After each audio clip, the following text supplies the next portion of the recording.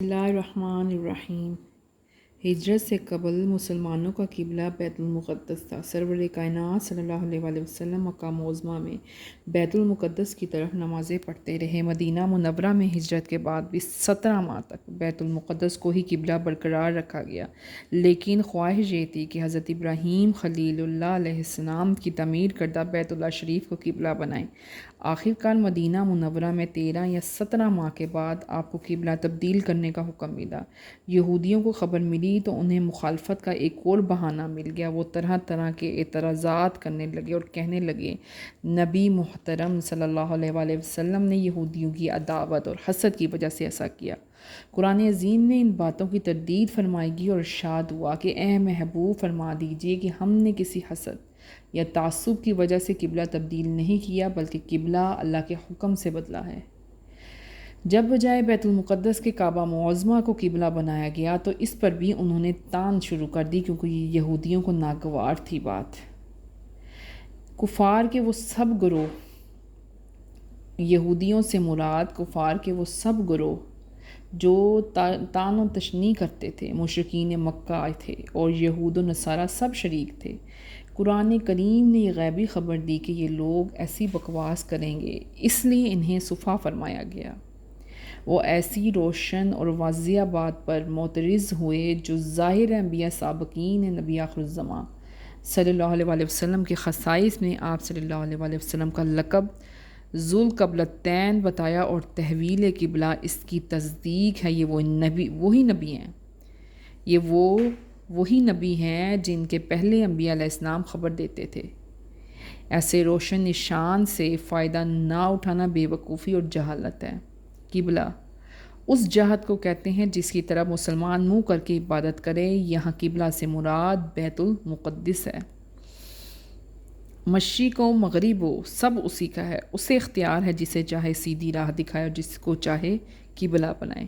کسی کو کیا حق اس کے اختیارات میں اعتراض کرے؟ بندے کا کام صرف اپنے رب کی اطاعت اور فرما برداری ہے۔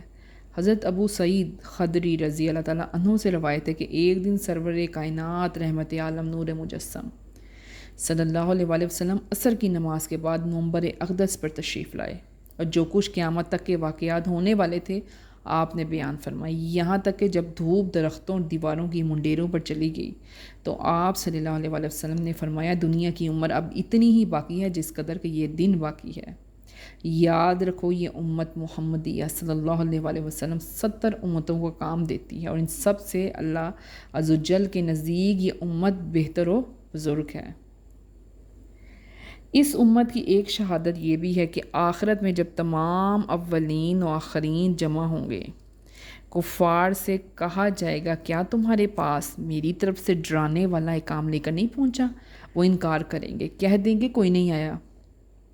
حضرات انبیاء علیہ السلام سے دریافت ہوگا، وہ عرض کریں گے یہ جھوٹے ہیں، ہم نے انہیں تبلیغ دی تھی۔ وہ عرض کریں گے امت محمدیہ صلی اللہ علیہ وآلہ وسلم ہماری گواہ ہے۔ پھر یہ امت انبیاء کرام علیہ السلام کے دعوے کی تصدیق اور کفار کے انکار کی تکذیب کرے گی۔ اس پر گزشتہ امت کے کفار کہیں گے انہیں کیا معلوم، یہ ہم سے بعد میں ہوئے تھے۔ دریافت فرمایا جائے گا تم کیسے جانتے ہو؟ یہ عرض کریں گے یا رب تو نے ہماری طرف اپنا رسول بھیجا، محمد مصطفیٰ صلی اللہ علیہ وآلہ وسلم کو بھیج کر قرآن نازل فرمایا۔ ان کے ذریعے ہم قطعی یقینی طور پر جانتے ہیں کہ حضرات انبیاء کرام علیہ السلام نے فرض تبلیغ ادا کی، اور پھر سرکار عبد قرار صلی اللہ علیہ وآلہ وسلم نے اس امت کے متعلق دریافت ہوگا، حضور ان کی تصدیق فرمائیں گے۔ حضور پر نور سید یوم النشور صلی اللہ علیہ وآلہ وسلم نے فرمایا قیامت کے دن نوح علیہ السلام طلب فرمائے جائیں گے۔ نوح علیہ السلام ان سے دریافت کیا جائے گا کیا تم نے اس امت کو تبلیغ فرمائی یا نہیں؟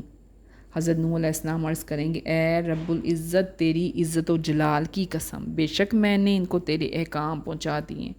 پھر اس امت سے فرمایا جائے گا کیا نوح نے ان کو احکام پہنچائے؟ وہ کہیں گے ہمارے پاس تو کوئی نہیں آیا، نہ ہی تبلیغ کی۔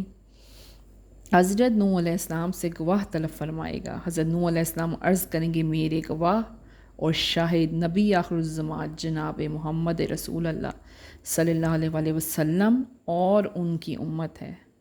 حضور صلی اللہ علیہ وآلہ وسلم فرماتے ہیں پھر تم وہاں آ کر گواہی دو گے، تم نوح علیہ السلام کی گواہی دو گے اور میں تمہاری گواہی دوں گا۔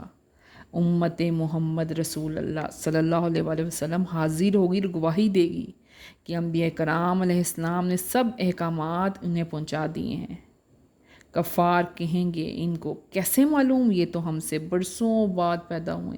امت محمدیہ جواب دے گی کہ ہمارے اندر اللہ تعالیٰ نے آخری رسول مکرم مابعوث فرمائے، ان پر کتاب نازل کی، اس کتاب میں اس بات کی تصدیق تھی کہ تمام انبیاء نے اپنی اپنی امتوں کو احکامات پہنچا دیے تھے۔ حضور پر نور صلی اللہ علیہ وآلہ وسلم نے ارشاد فرمایا قیامت کے دن ایک نبی علیہ السلام بارگاہ رب العزت میں پیش ہوگے جن کے ساتھ صرف ایک امتی ہوگا، ایک اور نبی علیہ السلام آئیں گے جن کے ساتھ دو امتی ہوں گے صرف۔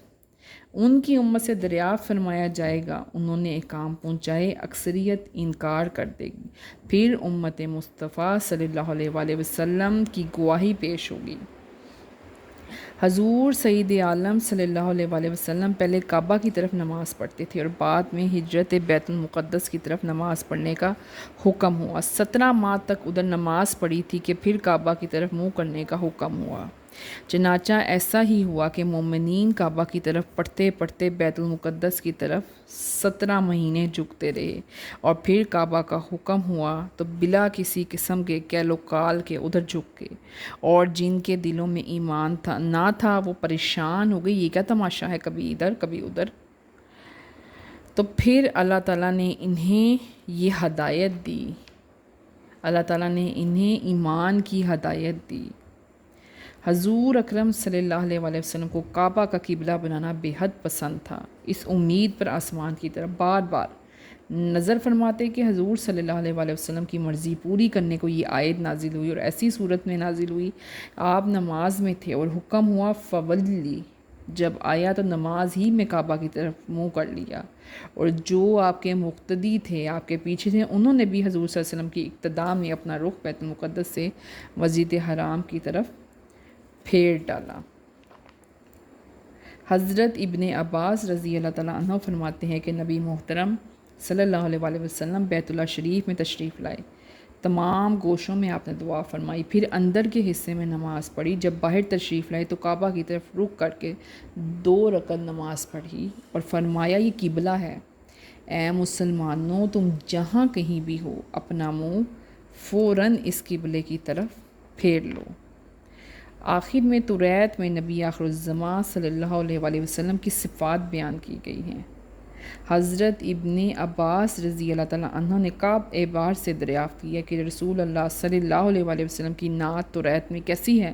انہوں نے فرمایا کہ ہم نے توریت میں لکھا پایا ہے وہ محمد بن عبداللہ ہیں، مکہ میں پیدا ہوں گے، مدینہ کی طرف ہجرت فرمائیں گے، ملک شام ان کے قبضے میں ہوگا، نہ وہ بد زبان ہوں گے نہ بازاروں میں شور مچانے والے، برائی کے بدلے میں برائی نہ کریں گے بلکہ وہ درگزر فرمائیں گے، ان کی امت بہت حمد کرنے والی ہوگی، ہر سختی نرمی خوشی غم میں اللہ عز و جل کی حمد کریں گی، تکبیر کہنے والے اپنے اطراف کو وضو سے منور کرنے والے ہوں گے، نماز میں صف بندی کریں گے،